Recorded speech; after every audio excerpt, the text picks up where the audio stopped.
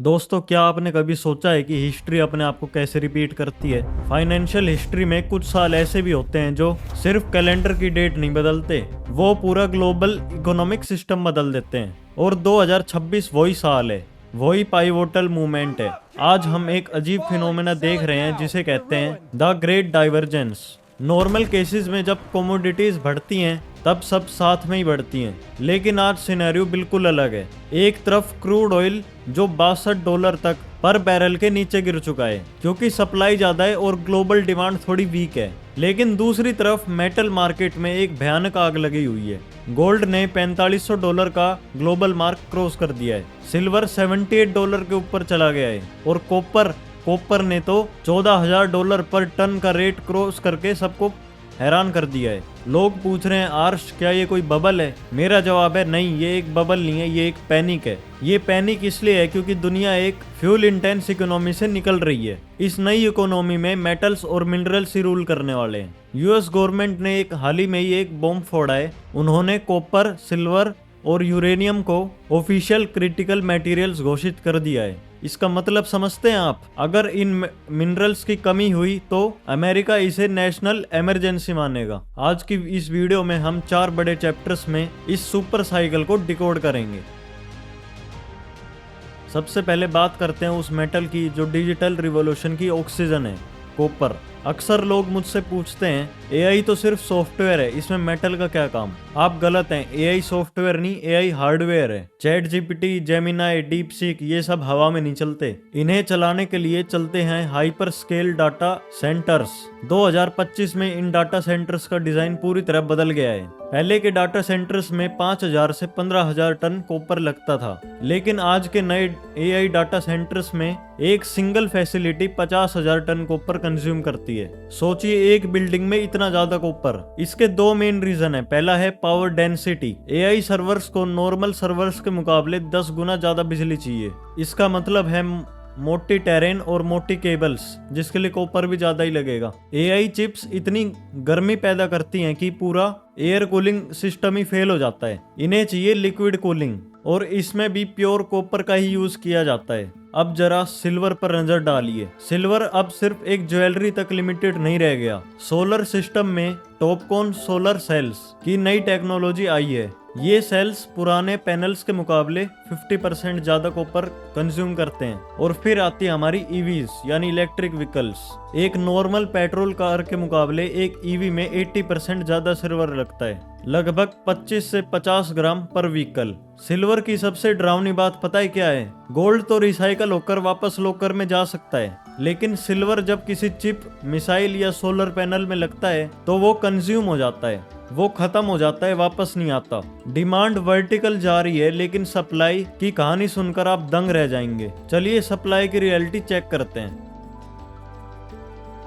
Demand तो बहुत है, लेकिन क्या हमारे पास देने के लिए माल है? S&P ग्लोबल की एक शॉकिंग रिपोर्ट आई है। यूनाइटेड स्टेट्स में एक नई माइन को ढूंढने से लेकर प्रोडक्शन शुरू करने के लिए एवरेज 29 ईयर्स लग रहे हैं। जाम्बिया में ये नंबर 34 ईयर्स है और कनाडा में 27 ईयर्स। इसका मतलब ये है कि अगर आज हमें पता चले कि जमीन के नीचे कॉपर है तो वो मार्केट में तब आएगा जब आपके बच्चे बड़े हो चुके होंगे। यही वजह है कि पेपर मार्केट में और फिजिकल मार्केट में कनेक्शन टूट गया है। बैंक्स वार्न कर रहे हैं कि एक्सचेंजेस पर इन्वेंट्री अब तक के सबसे लो लेवल पे है। सिल्वर मार्केट तो पिछले 5 सालों से डेफिसिट में चल रहा है, मतलब जितना निकल रहा है उससे कई ज्यादा खर्च हो रहा है। जो माइन्स अभी चल रही हैं वो भी स्ट्रगल कर रही हैं। इंडोनेशिया की ग्रासबर्ग माइन में एक्सीडेंट हुआ और वो भी बंद हो गई, उसका प्रोडक्शन रुक गया है। पानामा की माइंस प्रोटेस्ट की वजह से बंद पड़ी हैं। यहाँ तक कि यूएस की सबसे बड़ी माइन मोरेनशी में अब कचरे से कॉपर निकालना पड़ रहा है क्योंकि असली और अच्छी क्वालिटी का माल खत्म हो चुका है। जब एआई की डिमांड बुलेट ट्रेन की स्पीड से बढ़े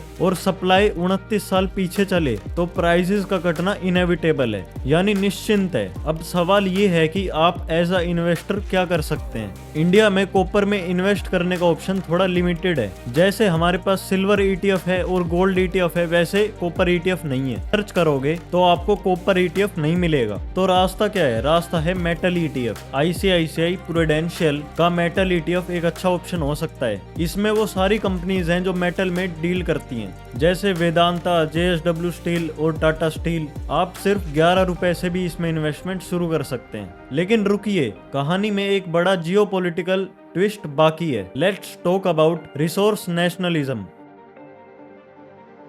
जब दुनिया में चीजें कम होती हैं तो हर देश उसे अपने लिए बचाना चाहता है। इस साल का सबसे बड़ा मूव आया है हमारे देश से, इंडिया से। इंडियन पार्लियामेंट ने पास किया है शांति बिल 2025। ये बिल एक गेम चेंजर है, क्योंकि पहली बार प्राइवेट कंपनीज जैसे टाटा, अडानी और रिलायंस जैसी कंपनीज को न्यूक्लियर प्लांट्स बनाने की परमिशन दी गई है। पहले ये काम सिर्फ सरकारी NPCIL ही कर सकती थी। इंडिया का गोल है 2047 तक 100 गीगावाट न्यूक्लियर एनर्जी।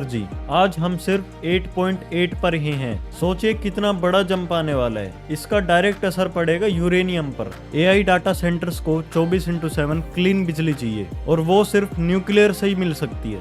माइक्रोसॉफ्ट और गूगल तो US में पूरे न्यूक्लियर प्लांट से खरीद रहे हैं। यूरेनियम का प्राइस एक ही महीने में 7% तक बढ़ गया है। लेकिन इस सप्लाई चेन का रियल विलन कौन है? आपने सही पहचाना, चाइना। चाइना दुनिया का 70% लिथियम रिफाइन करता है और 95% हार्ड रॉक प्रोसेसिंग करता है। 1 जनवरी 2026 से चाइना ने सिल्वर एक्सपोर्ट पर लाइसेंसिंग लगा दी है। अगर कल चाइना ने कॉपर से बैटरी रोक दिए तो पूरे वेस्ट की EV इंडस्ट्री ठप हो जाएगी।